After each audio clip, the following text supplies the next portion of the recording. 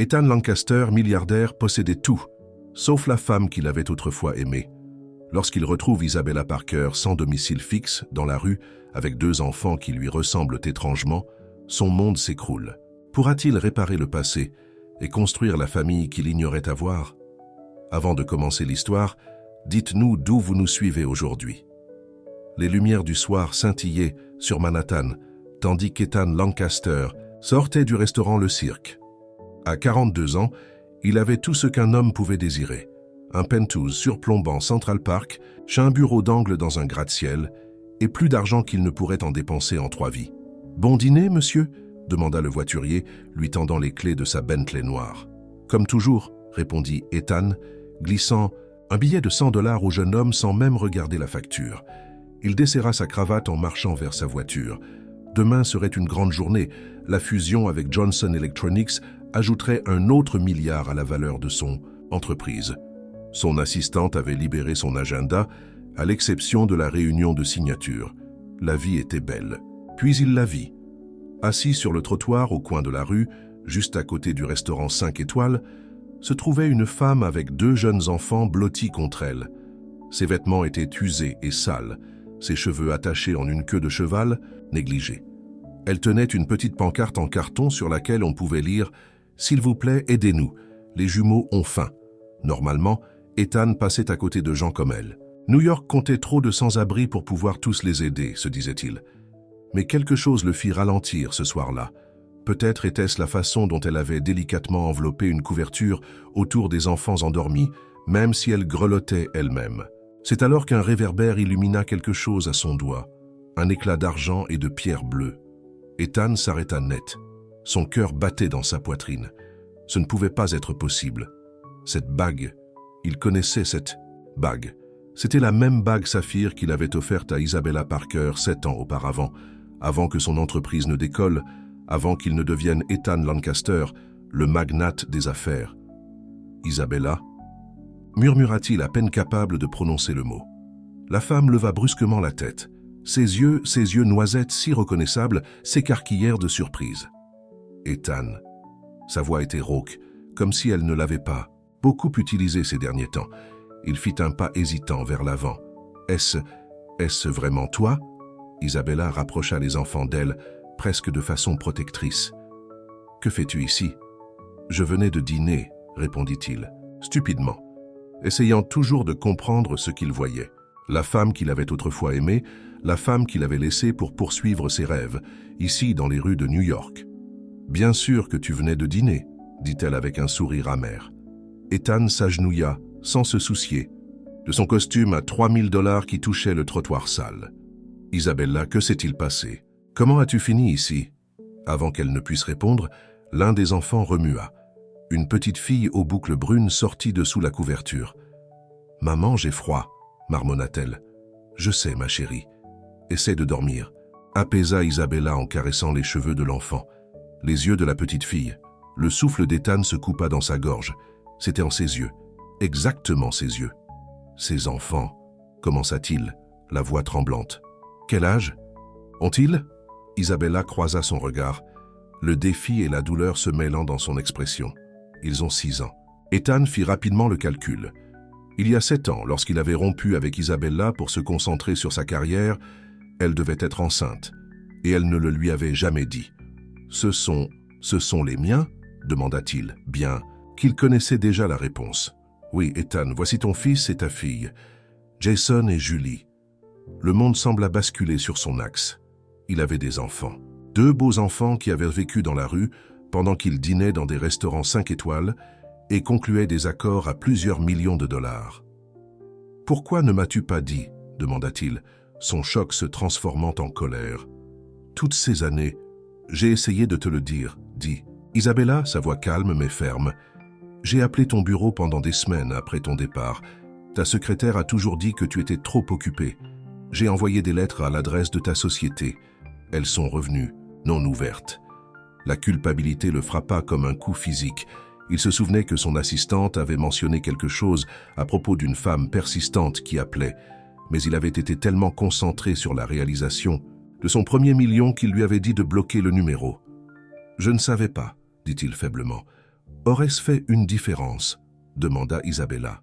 Tu as clairement indiqué que ta carrière passait avant tout, que je te freinais. Les mots qu'il lui avait adressés cette nuit-là lui revinrent en mémoire. Comment il devait se concentrer sur son avenir? Comment il ne pouvait pas être lié? Comment ses rêves simples de famille et de foyer ne lui suffisaient pas?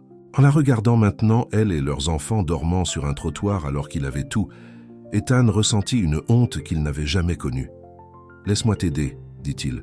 S'il te plaît, viens avec moi maintenant. J'ai beaucoup de place. » Isabella rit, un son creux dépourvu d'humour.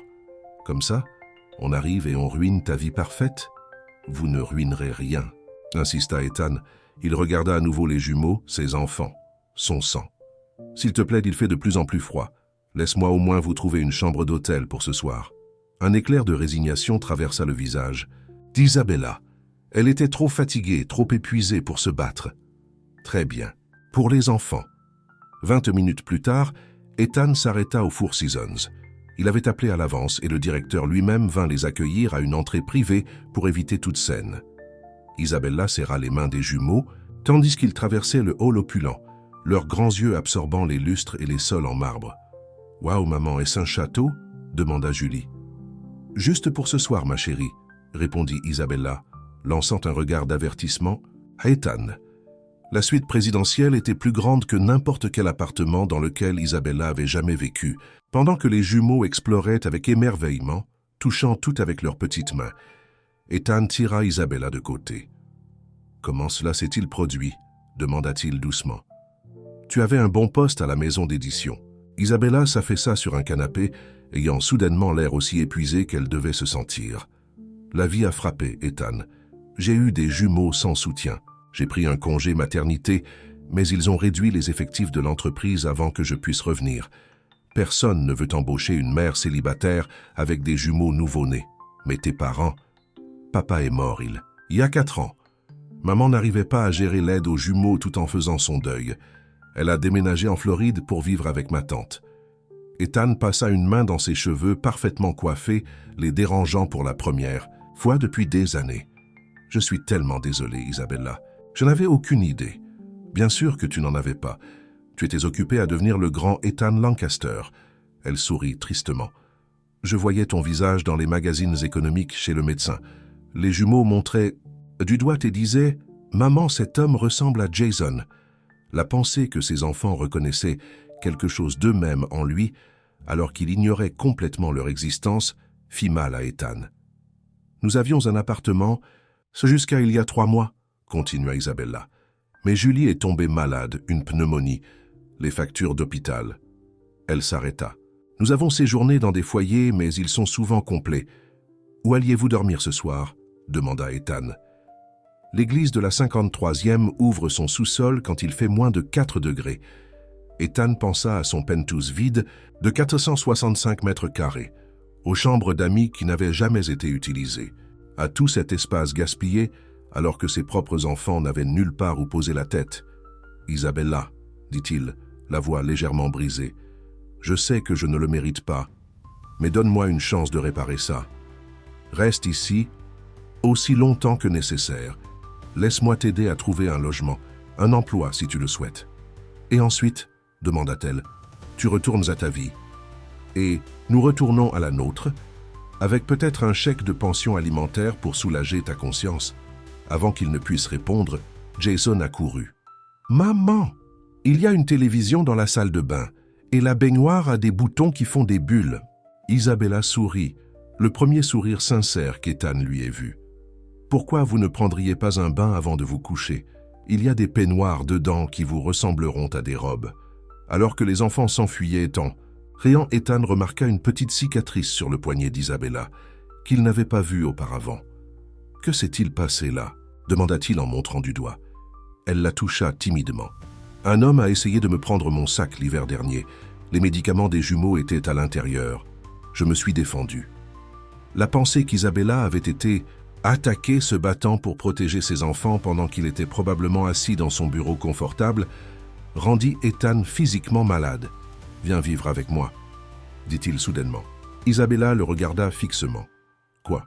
Pas comme ça, précisa-t-il rapidement. J'ai un penthouse avec 5 chambres. Toi et les jumeaux pouvez avoir votre propre espace. Je resterai à l'écart si c'est ce que tu veux. Mais s'il te plaît, laisse-moi leur donner un foyer.